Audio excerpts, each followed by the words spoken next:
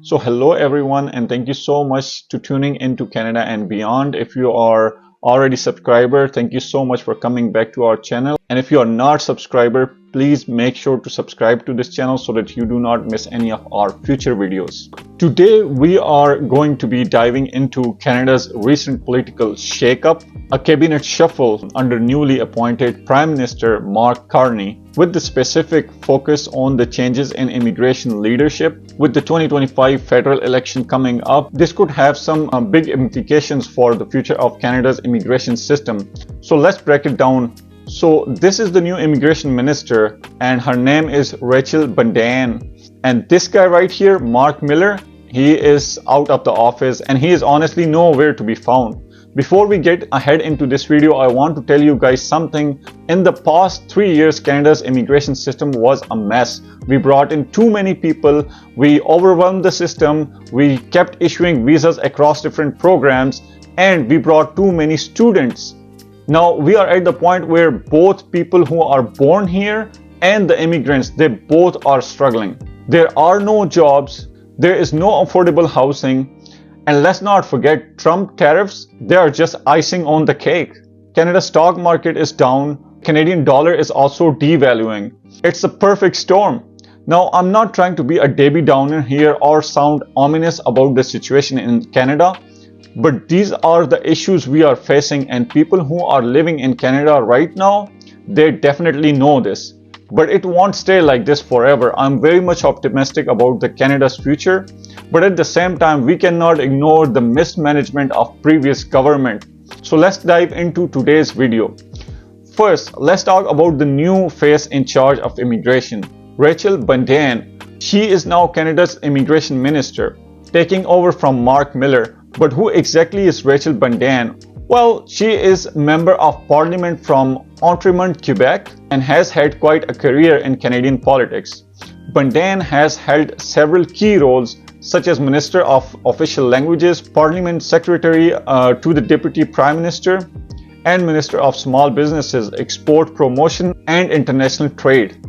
But before entering into the politics, she had a successful legal career at Northern Rose Fulbright, specializing in international trade law. She is a Quebec native with Moroccan Jewish background.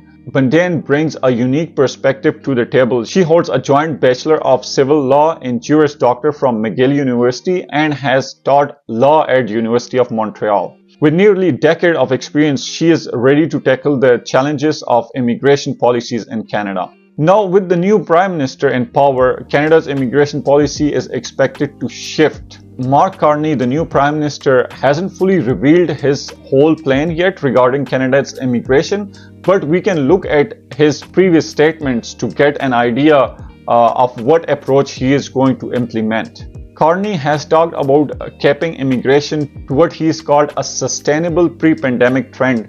This suggests that he may want to slow down the rapid increase in immigration we have seen in the recent years. He has also emphasized prioritizing temporary residence for permanent residency and curbing the number of temporary foreign workers. Before Bandan, Mark Miller was the immigration minister, as I said before, and his time in the office saw significant changes too. Miller's focus was on reducing the numbers of newcomers, which he argued was necessary to address domestic housing and affordability pressures. Under Miller, Canada saw a tight immigration control. He imposed limits on a new study and work permit holders, and there was a reduction in the number of permanent residents allowed into the country, bringing the number closer to pre-pandemic levels. He also introduced a pause on new labor market impact assessment in the cities with high unemployment, and he capped international students' enrollment across the province. Perhaps one of the most talked about moves was Miller's focus on creating more permanent residence pathway for skilled workers, especially in the trades and construction sector, and rolling back the temporary foreign worker program. He even made adjustment to Canada's express entry system to limit immigration from certain occupations. Now, immigration do play a very crucial role in Canadian society. It's a key factor in maintaining the country's labor market and demographic balance. In fact, many argue that Canada's ability to avoid recession in 2023 was largely thanks to its immigration system. That is why the immigration portfolio is one of the most important in Canadian politics. Immigration ministers, even after leaving the office, often continue to hold prominent positions. For example, we see Sean Fraser, the minister before Mark Miller, now serves as Minister of Housing, Infrastructure and Communities. That is also a crucial role given Canada's housing shortage. The immigration minister is not just any cabinet position, it's a powerful one. The department that oversees immigration in Canada, IRCC, has significant leeway to enact sweeping public policies. For example, during COVID-19 pandemic, the government temporarily lifted work hours cap for international students, a policy that significantly changed the labor landscape for the students. This power to make quick, large-scale decisions make the immigration portfolio a pivotal role in the government.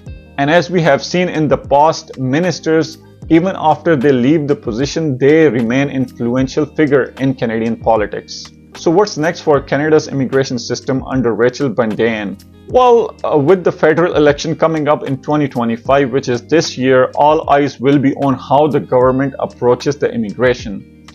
Whether the focus remain on the tightening the immigration process or shifting to more open approach will play a huge role in shaping Canada's future. We can also expect the Prime Minister Mark Carney to have his own set of priorities, given his previous views on capping immigration. How Bundan handles the shift in policy will be crucial in the coming months. So do stay tuned on this channel, because on this channel we are going to talk about immigration a lot in the future. So this is it for today's video. I thought I should give you guys full hands-on on what is going on right now in Canadian immigration system and what are changes that are occurring. Make sure to leave the comment down below if you get value out of this video, and do not forget to subscribe.